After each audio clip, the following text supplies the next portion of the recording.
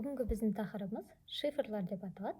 Жалпы шифрлы есептер олар әріптермен, фигуралармен, сандармен, символдармен және тағы да сол сияқты түрде кездеседі.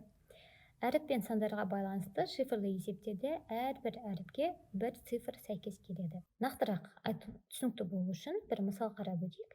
Бізге қатал деген сөз берілген. Қатал сөзіне сәйкес келетін жауапты табыңыз.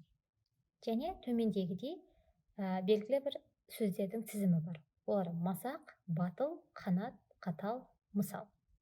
Қарама-қарсы бетінде әрбір әріпке тиісінше сәйкес келетін сандардан құралған сандар тізбегі.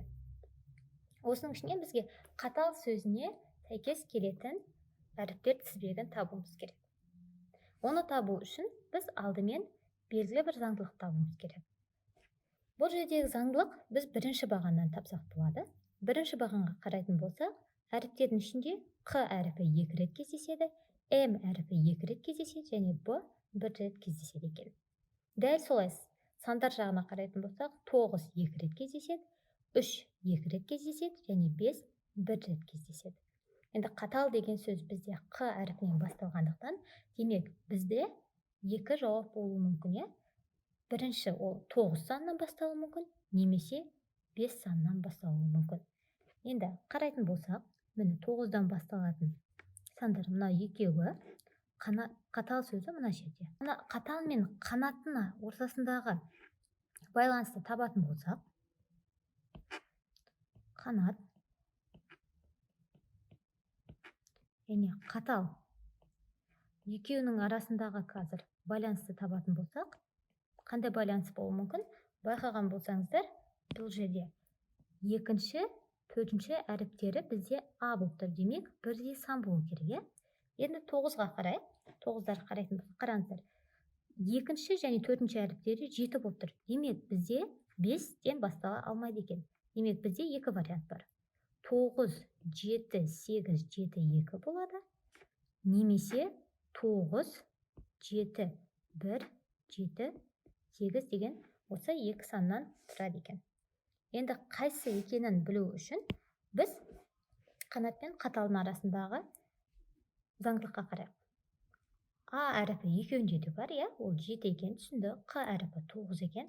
Енді қарайтын болсаңыздар, қанат пен қаталдың ортасындағы заңдылық ол Т әріпінде бұл. Қанаттағы Т әріпі соңғы болып тұр, қаталда Т әріпі үшінші болып тұр. Демек, бізде бір сан тізбегінде соңғы болған санымыз ол екінші сан тізбекте ортасында болу керек екен. Ол қай сан бізде? 8. Мына жерде 8, мына жерде 8. 8 соңғы, екінші сан тізбекте ортасында тұр. Демек, біздің үшінші қатал сөзімізге келетін сан тізбегі ол 9, 7, 8, 7, 2 деген сан тізбегі болып табылады екен. Тағы да түсініктірек болу үшін мысал қарап өтейік. Екі сөздің қосындысынан құралған жаңа бір сөз. Демек, Ақтөбе және Атырау сөздерін қосқан кезде бізде Қатаба деген сөз шыққан. Енді осы жерден бізге Сарысу мен Алатауды қосу керек.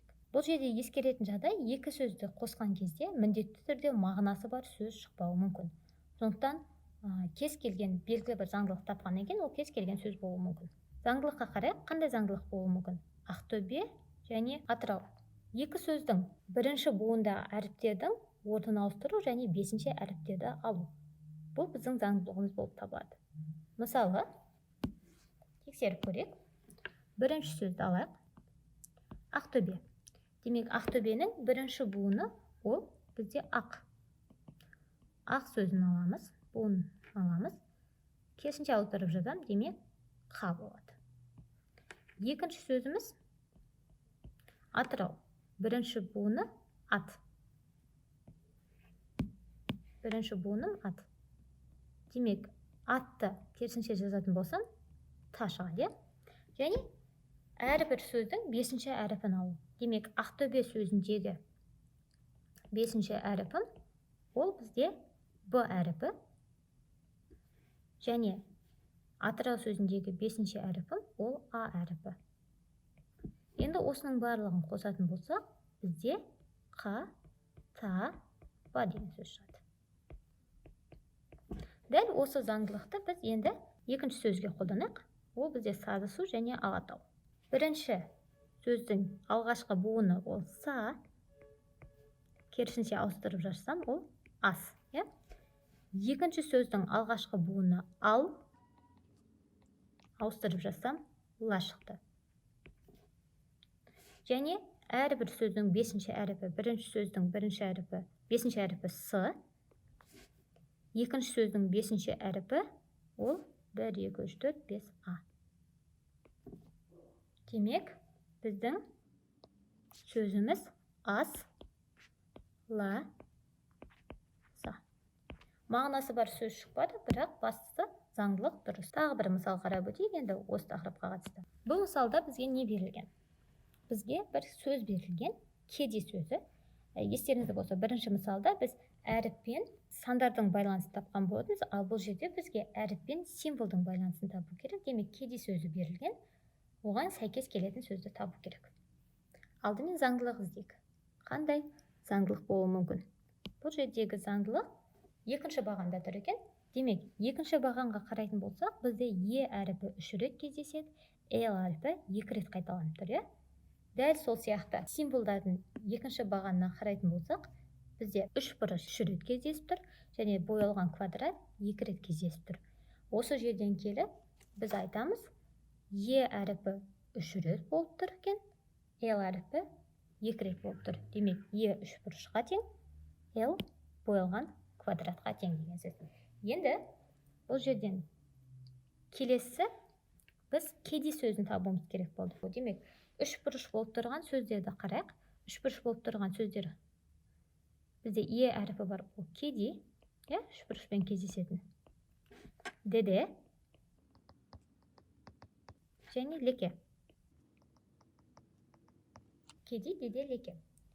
3 сөз бар, және 3 бұрышпен тұрған символдарды мына жерден белгілейтін болсақ, ол қай символдар болады? Ол мына екінші, үшінші, мына жерде соңғысы. Екіншісі 3 бұрыш болып деген. Енді мына жерде айырмашылыққа қарасаңыздар, кеди, деде, леке 3 сөздің екеуінде е әріпі 2 рет қайталанып тұр. Е, мына жерде де е және е. Демек, кеди ғана 1 рет қайталанады. Үшінші символдарға қарайтын болсақ, біз демек 3 бұрыштың тек қана 1 рет қайталанатынын табамыз деген сөз. Сонда бізде кеди